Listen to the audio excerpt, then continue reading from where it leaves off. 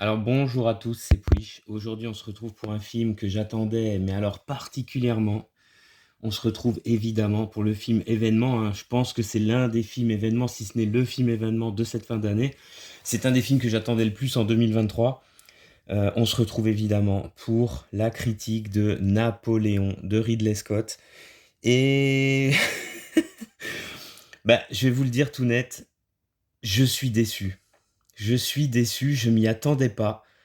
Franchement, j'étais la bande-annonce, surtout la première, envoyait quand même du lourd. Je ne m'attendais pas en fait, je m'attendais absolument pas à être déçu par ce film et c'est le cas. Même s'il y a quand même des bémols. Le premier, évidemment, c'est, la durée du film. Il dure évidemment 2 heures et demie. Le film retrace l'entièreté de la vie de Napoléon en partant de la Révolution. Et évidemment, hein, c'était un défi, c'est un véritable défi, hein, de retracer la vie de Napoléon de façon, plus ou moins exhaustive. Alors c'est un des problèmes du film évidemment. En 2 heures et demie, ça paraît quasiment impossible et c'est justement un des gros bémols du film puisque, en réalité, on apprend qu'il va être diffusé sur, Apple TV parce que c'est Apple TV qui produit, je crois, hein, heu, dans sa version intégrale qui dure celle-ci pa dure 4h30. Donc évidemment, 4h30, on a beaucoup plus le temps de développer, on a beaucoup plus le temps de s'arrêter plus ou moins sur les événements. Il manque 2 heures au film. Il manque 2 heures, donc forcément en 2 heures, on peut en rajouter des choses. D'un certain côté, ça me fait penser aux Trois Royaumes. Donc vous avez la version occidentale qui était sortie chez nous qui faisait 2 heures et demie et en réalité, c'était en Chine 2 films qui duraient chacun 2 heures et 2 heures et demie. Donc on est sur le même parallèle. Même si je trouvais, que dans Les Trois Royaumes, il s'en était plutôt bien tiré pour la version de 2 heures et demie. Là, en l'occurrence, pour Napoléon, c'est pas le cas. Je pense que le film pâtit grandement, c'est clair, hein, à la vision du film, on s'en rend compte directement, même si en plus de ça, c'est ça qui est terrible et je m'y attendais pas du tout, hein, il a d'autres défauts. Il a d'autres défauts, qu'on peut apercevoir même au travers de cette version qu'on va appeler cinéma. Heu, bon, on va reprendre tout ça dans l'ordre. Alors, Napoléon, c'est un film de Ridley Scott, c'est bien évidemment un film historique. C'est sorti cette semaine, le film avait déjà été présenté en avant-première en France, la semaine dernière, je crois. Il y avait déjà eu des retours critiques qui disaient que le film, en fait, était plus ou moins raté et force est de constater que, moi, je trouve que sur pas mal de points, il est raté. Alors, les points positifs du film, c'est évidemment la reconstitution, le visuel. Il y a une espèce d'image comme ça très naturelle. Il y a pas beaucoup, j'ai pas eu l'impression qu'il y avait beaucoup de CGI dans le film. Globalement, c'est vraiment du fait en dur, beaucoup de figurants, les scènes de bataille. Alors, on va y revenir parce que j'ai envie de dire, une scène de bataille est particulièrement impressionnante. Le reste, je sais pas, on va y revenir. Mais sinon, ça, c'est l'énorme point fort du film pour moi. C'est la reconstitution, les costumes qui sont splendides, les costumes des soldats, les costumes des nobles. Globalement, hein, tout ce qui est costume, décor, tout est splendide. Ça, c'est à mettre au crédit du film, c'est clair. Visuellement, l'image, la photographie, tout est très très beau. Que ce soit les plaines enneigées d'Austerlitz, que ce soit Waterloo, que ce soit mais tout en fait, tout est très, très beau même quand ils arrivent en Russie, même si une fois de plus tout est rushé dans le film. C'est ça le gros, gros, gros problème, hein. Ça, excellent. Après, il y a un autre énorme problème dans le film finalement, je m'en étais pas rendu compte, mais c'est le casting. Et oui, et alors là, ça, je m'y attendais pas forcément. Alors même si évidemment, Joaquin Phoenix, c'est un acteur que j'aime beaucoup. Le seul souci, c'est que alors ça, c'est surtout au début du film, après le film avance dans la temporalité, dans le temps.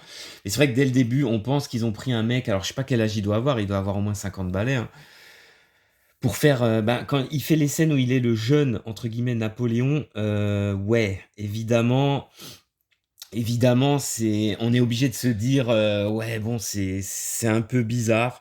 Après on s'y fait, mais ouais, Joaquin Phoenix, il est un peu passé à côté de son rôle. Ah putain, j'en reviens pas, mais c'est vrai.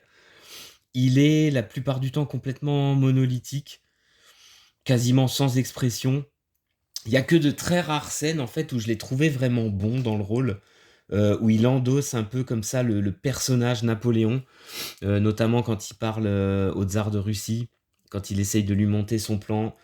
Heu, Quelques scènes, où il bah, les scènes où il pète un câble aussi, ouais, heu, mais sinon, globalement, je l'ai trouvé vraiment en retrait. Il est complètement mutique, fermé. Je sais pas, je m'attendais en fait à autre chose. Franchement, je suis déçu et puis surtout, en fait, on va pouvoir parler que de 2 acteurs finalement dans ce film, c'est un très gros problème. C'est donc Joaquin Phoenix qui joue Napoléon, c'est normal, c'est le rôle titre. Il est mis en avant en permanence, hein, tout le film raconte sa vie, donc c'est normal.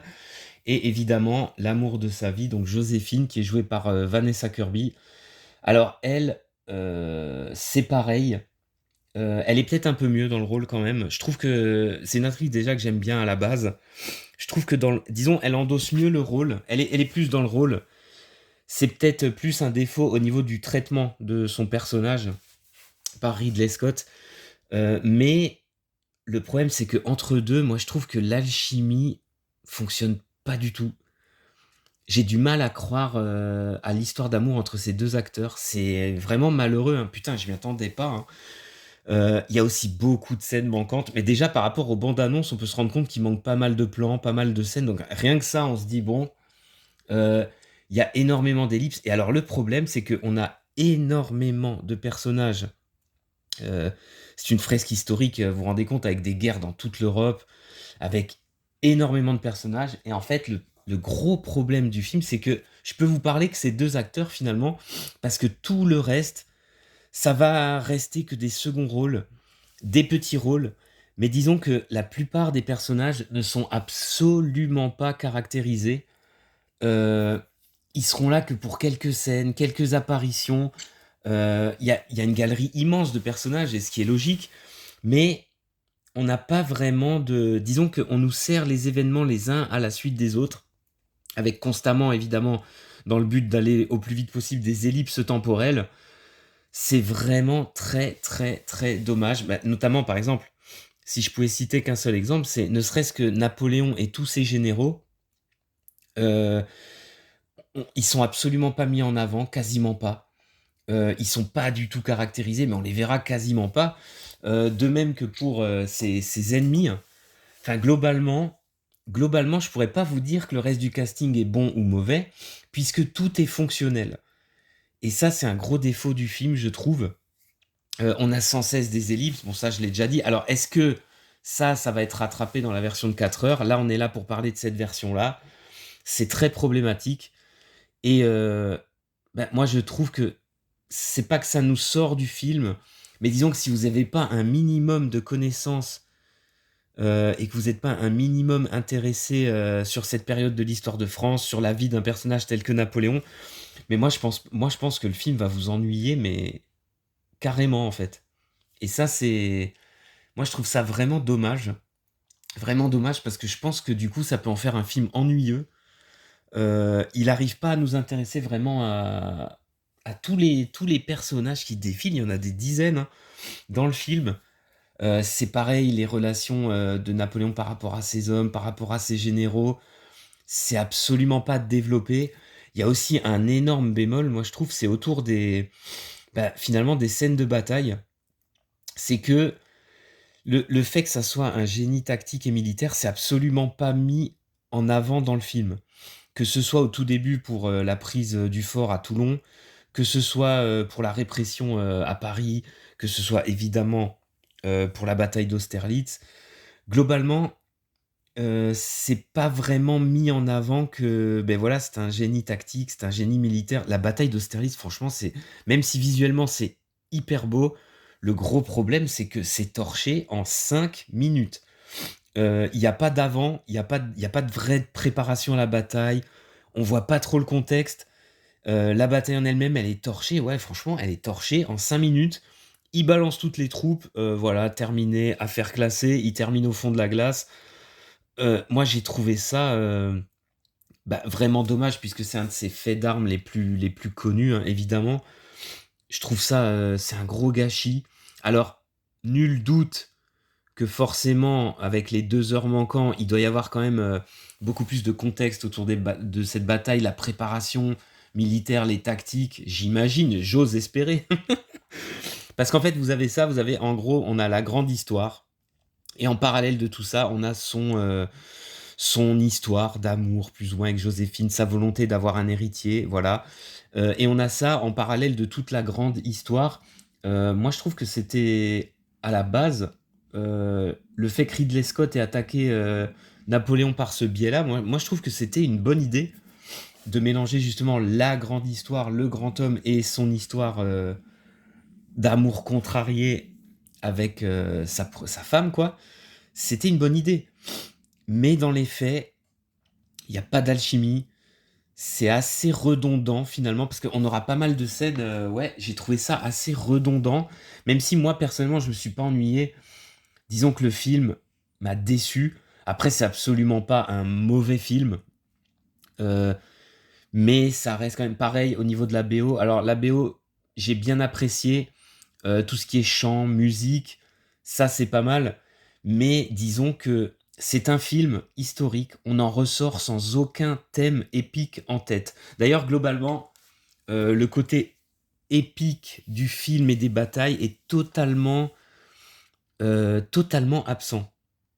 Ça, c'est aussi quelque chose d'assez marquant dans le film. Toutes les batailles, que ce soit les victoires ou les défaites, le côté épique est, ouais, le côté épique est absent. Bah, c'est normal puisque le personnage de Napoléon n'est pas vraiment montré comme un génie, comme un meneur d'hommes, voilà, incroyable, hein, qui a fait de lui, qui l'a fait rentrer dans l'histoire, hein.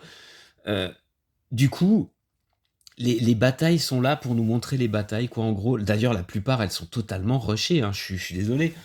La campagne d'Égypte, c'est à peine quelques minutes. Alors, bien sûr, il était très difficile de tout mettre dans le film. Limite, le film, je veux dire, on pourrait faire un film par bataille, un film entier. Limite, je me demande si ça aurait pas été plus intéressant de faire une espèce de trilogie. Bon, après, c'est toujours pareil, hein, faut voir l'appétence du public pour un film historique comme ça, je ne sais pas. Je sais pas si le film va marcher. En tout cas, je m'attendais pas du tout à être déçu. Il y a que le final avec la bataille de Waterloo qui est beaucoup plus complète. On voit quelques préparatifs avant, on voit le déroulé beaucoup plus complet de la bataille. Elle dure tout simplement plus longtemps à l'écran, hein. Mais globalement, on en ressort vraiment déçu. C'est vraiment, ce film-là, franchement, c'est vraiment un rendez-vous manqué parce que sur le papier, il y a tout pour que ça soit un putain de film. On a des bons acteurs, on a un réalisateur. Alors, ok, Ridley Scott, il a 85 ans. Ok, ces dernières années, il nous a pondu des trucs plus que douteux. Évidemment, je pense à Prometheus, Alien Covenant, mais disons que c'est plus au niveau du scénar, pas la réalisation. Même si Alien Covenant était une grosse bouse. House of Gucci, personnellement, j'aime bien, mais il était clairement en dessous de ses autres films. Et moi, j'ai trouvé que Le Dernier Duel est un film vraiment sous-coté. Il est vraiment très très bon. Euh, et là, franchement, moi, je m'y attendais pas. Honnêtement, je m'y attendais pas. Je suis franchement déçu. J'ai plutôt hâte de voir bah, la version complète du film, quoi. Alors, c'est un habitué, évidemment, des versions longues, hein. Il y avait, par exemple, c'est vrai, moi, je me souviens toujours Kingdom of Heaven. C'est un film, quand vous le voyez en version longue, c'est il y a 45 minutes, je crois, ou une demi-heure, 45 minutes manquantes. Ouais, ça vous modifie vraiment pas mal le film. Il est beaucoup, beaucoup mieux en version longue, mais à la base, dans sa version coupée, il était déjà bon, quoi. Alors que là, je vais pas dire que c'est mauvais, mais vraiment, il manque trop de choses. Il y a trop de choses qui sont passées comme ça, il y a trop peu d'explications, même au niveau psychologique, Napoléon, il est... Étant donné que Joaquin Phoenix a un jeu totalement mutique comme ça, on dirait parfois une espèce de gros gamin quand il est avec sa femme. Parfois, il est comme ça, c'est le général comme ça qui est au-dessus du champ de bataille, mais sans plus. Il y a vraiment pas grand-chose. On en retire un personnage en demi-teinte finalement. Alors moi, je suis pas du tout pour l'idolâtrer ou quoi que ce soit. Ça peut être même très intéressant d'apporter de la nuance à un personnage historique. Mais là, pour le coup, on en ressort avec un mec juste fade.